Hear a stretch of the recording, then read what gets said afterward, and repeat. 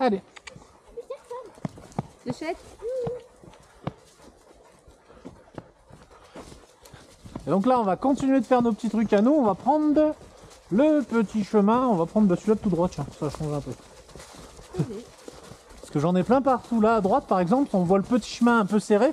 Là, c'est ce qu'on appelle un single pour faire du VTT ou de la trottinette tout-terrain. Là où on marche, avec les chiens toujours, tractés par les chiens.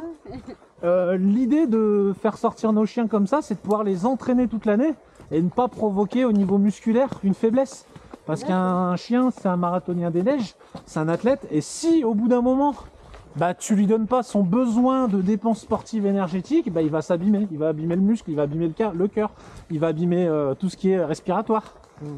C'est comme nous, c'est comme l'humain, il faut maintenir, et pareil, en plus de ça, bah, on parle souvent, mais hydratation, alimentation, et aussi bah, tout ce qui est mental. Un chien qui va venir avec nous balader, courir, c'est un chien bien dans sa tête, bien dans ses pattes. Ils sont bien là. Ah ouais, là ils sont heureux. Tant de dire que c'est leur délire. Allez Doudou.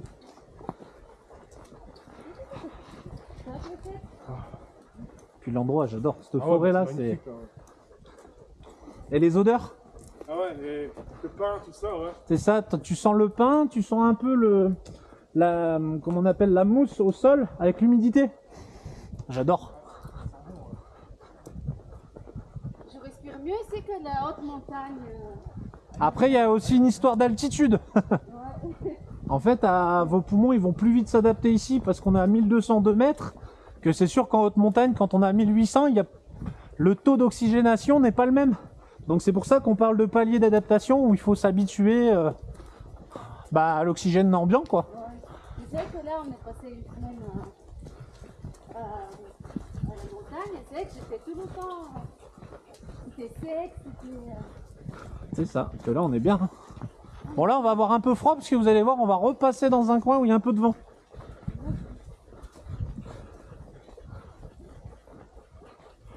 Salut là.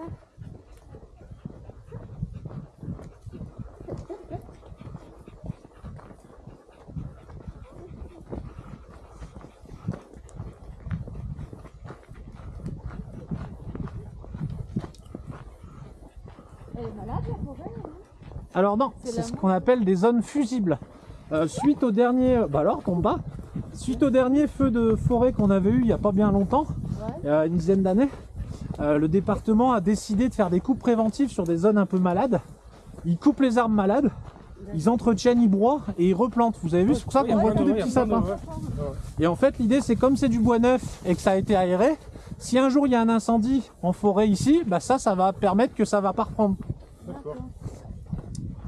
Puis pareil, tu as de plus en plus de coupes de fait parce que c'est aussi des forêts ici. Tu as quelques forêts de particuliers et quelques forêts qui appartiennent notamment à la municipalité de Saint-Étienne. Tu peux pas aller partout. Du coup, on peut, si on peut, parce qu'il y a des chemins de rando qui coupent et qui délimitent toutes les parcelles. Mais ce que je veux dire, c'est qu'ils sont obligés au bout d'un moment d'accorder à certains particuliers de couper du bois, quoi, vu que c'est chez eux aussi. Mais il y a une obligation de replanter. Ça veut dire que tu coupes pas pour laisser à vide, tu replantes. Gérer durablement la forêt, quoi. Ah, on appelle ça un string par chez nous. Donc tu t'arrêtes, tu dis stop à ton chien. Allez, arrête-toi, tu rembobines. Voilà, regarde, elle l'a fait d'elle-même. Et ici, il y en a.